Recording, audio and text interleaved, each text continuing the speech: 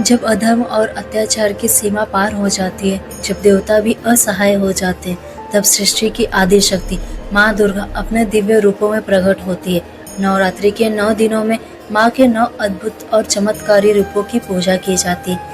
पिछले भाग में हमने माँ के कुछ दिव्य रूपों के बारे में जाना और आज इस दूसरे भाग में जानेंगे नौ दुर्गा के बाकी चमत्कारी रूप और उनकी अद्भुत शक्तियाँ। तो आइए भक्ति और श्रद्धा के साथ शुरू करते हैं माँ दुर्गा के 9 दिव्य अवतार की यह दिव्य कथा। अध्याय 8, माँ कात्यायनी। नवरात्रि की 6वें दिन पूजा की जाती है माँ कात्यायनी की। माँ कात्यायनी को शक्ति, साहस और धर्म की रक्षा करने वाली देवी माना जाता है। प्राचीन समय की बात है, एक अत्यंत शक्तिशाली असुर था महिषासुर। उसने कठोर तप करके भगवान ब्रह्मा से वरदान प्राप्त कर लिया था कि कोई भी देवता या पुरुष उसे मार नहीं सकेगा। इस वरदान के बल पर महिषासुर अत्याचारी बन गया।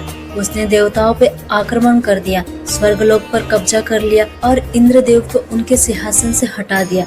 देवता भयभीत और निराश होकर इधर उधर भटकने लगे। तब सभी देवता भगवान ब्रह्मा, विष्णु और महेश के पास पहुँचे और अपनी पीड़ा सुनाई। देवताओं का दुख सुनकर तीनों देव अत्यंत क्रोधित हो उठे। उनके तेज से एक दिव्य प्रकाश उत्पन्न हुआ। उसी दिव्य तेज से एक अद्भुत और तेजस्वी देवी प्रकट हुई। उसी समय एक महर्षि थे, ऋषि कात्यायन। उन्होंने भी देवी को प्रसन्न करने के लिए कठोर तप किया और प्रार्थना की, हे माँ, संसार को महिषासुर के अत्याचार से मुक्त करने के लिए आप मेरे घर पुत्री के रूप में जन्म ले। ऋषि की तपस्या से प्रसन्न होकर देवी ने उनके घर में जन्म लिया। क्योंकि उनका पालन पोषण ऋषि कात्यायन के आश्रम में हुआ, इसलिए वे माँ कात्यायनी कहलाई। माँ कात्यायनी का स्वरूप अत्यंत तेजस्वी था। 4 भुजाएं, हाथों में तलवार और कमल और उनका वाहन था सिंह। उनकी आंखों में धर्म की रक्षा का संकल्प चमक रहा था। जब महिषासुर के अत्याचार असहनीय हो गए, तब माँ कात्यायनी युद्ध भूमि में पहुँची। देवता आकाश से यह दृश्य देख रहे थे। महिषासुर ने जब माँ को देखा तो वह घमंड से हंसने लगा। उसे लगा कि एक स्त्री उसका क्या बिगाड़ सकती, लेकिन वह नहीं जानता था कि यह कोई साधारण स्त्री नहीं बल्कि आदि शक्ति स्वयं थी। युद्ध आरंभ हुआ। महिषासुर बार बार अपना रूप बदलता, कभी भैंसा, कभी सिंह, कभी हाथी, लेकिन माँ कात्यायनी हर रूप का साहस से सामना कर। अतः में जब महिषासुर भैंसे का रूप लेकर माँ पर आक्रमण करने दौड़ा, तब माँ ने अपने त्रिशूल और तलवार से उस पर प्रहार किया। एक भयंकर युद्ध के बाद माँ कात्यायनी ने महिषासुर का वध कर दिया।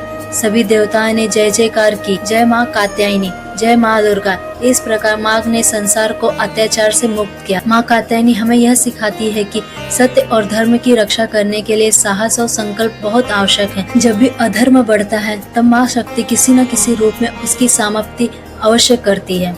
अध्याय 9, माँ कालरात्रि। नवरात्रि के 7वें दिन पूजा की जाती है माँ कालरात्रि। उनका रूप अत्यंत उग्र, विशाल और भयावह माना जाता है। उनका शरीर काला, बाल बिखरे हुए, गले में विद्युत की तरह चमकती माला और उनकी आंखों से अग्नि की ज्वाला निकलती प्रतीत होती है। पहली नजर में उनका स्वरूप डरावना लगता है, लेकिन सच यह है कि माँ कालरात्रि अपने भक्तों के लिए सबसे दयालु और रक्षक स्वरूप है। इसी कारण उन्हें शुभकारी भी कहा जाता है, अर्थात जो अपने भक्तों का कल्याण करती है। पौराणिक कथा के अनुसार एक समय दानों का अत्याचार पृथ्वी और स्वर्ग दोनों लोकों में बढ़ गया था। उनमें सबसे भयानक असुर था रक्तबीज। रक्तबीज को एक भयंकर वरदान मिला था। उसके शरीर से जब भी रक्त की एक बूंद जमीन पर गिरती, उसी बूंद से एक नया रक्तबीज पैदा हो जाता। देवता उससे युद्ध करते, उसे घायल करते, लेकिन जितना अधिक उसका रक्त गिरता, उतने ही अधिक दानव पैदा होते। देखते ही देखते युद्ध भूमि असंख्य दानवों से भर गई। देवता भयभीत हो गए और उन्होंने माँ शक्ति से प्रार्थना की, हे माँ, अब केवल आप ही इस संकट से हमें बचा सकते हैं। तब माँ दुर्गा ने अपना अत्यंत उग्र रूप धारण किया और प्रकट हुई माँ कालरात्रि। उनका स्वरूप देखकर दानों की सेना भी कांप उठी। माँ के हर कदम से धरती कांपने लगती, आकाश में गर्जना होने लगी। माँ कालरात्रि ने युद्ध भूमि में प्रवेश किया और भयंकर युद्ध शुरू हुआ। उन्होंने अपनी शक्ति से दानवों का संहार करना प्रारंभ किया। रक्त बीज पर वार किया और उसके शरीर से रक्त निकलने लगा। तब माँ ने अपनी अद्भुत शक्तियों का प्रयोग किया। उन्होंने उसका रक्त धरती पर गिरने नहीं दिया। जैसे ही रक्त की बूंद बाहर आती, माँ उसे तुरंत अपने मुख में समा लेती।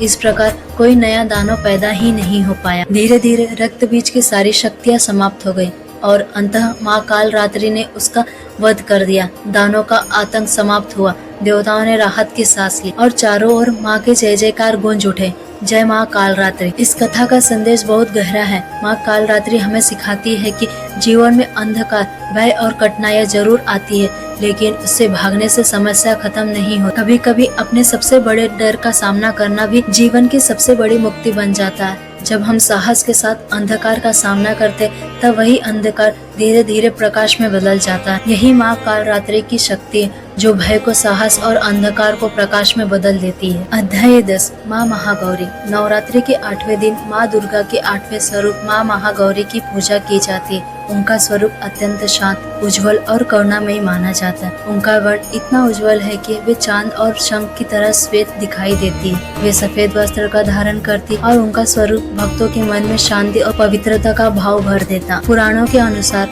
माँ पार्वती ने भगवान शिव को पति के रूप में पाने के लिए अत्यंत कठोर तपस्या की थी। उन्होंने कई वर्षों तक कठिन व्रत और तप किया। इस कठोर तप के कारण उनके शरीर पर धूल और मिट्टी जम गई और उनका शरीर काला पड़ गया। माँ की इस कठोर तपस्या से तीनों लोग प्रभावित हो गए। अंततः भगवान शिव उनकी भक्ति और समर्पण से प्रसन्न हुए और उन्होंने उनको पत्नी के रूप में स्वीकार किया।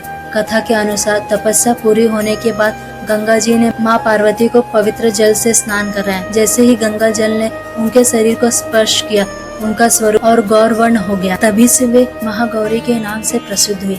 माँ महागौरी का यह स्वरूप हमें एक गहरा संदेश देता है। सच्ची सुंदरता बाहरी रूप में नहीं, बल्कि मन की पवित्रता, तप, धैर्य और भक्ति में होती है। जो भी भक्त सच्चे मन से माँ महागौरी की पूजा करता, उसके जीवन में दुख, पाप और कष्ट दूर हो जाते और उसके जीवन में शांति, सुख, समृद्धि का वास होता है। अध्याय 11, माँ सिद्धिदात्री। नवरात्रि के 9वें और अंतिम दिन पूजा होती है माँ सिद्धिदात्री की। माँ सिद्धिदात्री को सभी सिद्धियों और दिव्य शक्तियों की दात्री माना जाता है। सिद्धि का अर्थ है ऐसी अलौकिक शक्ति या पुण्यता जो साधन और भक्ति से प्राप्त होती है। पुराणों के अनुसार जब सृष्टि की रचना प्रारंभ हुई, तब देवताओं के पास उतनी शक्ति नहीं थी कि वे असुरों के बढ़ते अत्याचारों का सामना कर सके। दैत्य राजा महिषासुर अत्यंत बलशाली हो गया। उसने देवताओं को पराजित कर स्वर्ग पर अधिकार कर लिया। देवता भयभीत होकर इधर उधर भटकने लगे। तब सभी देवता आदि शक्ति की शरण में आए और उनसे प्रार्थना की, हे जगदम्बा, हमें ऐसी शक्तियाँ प्रदान करें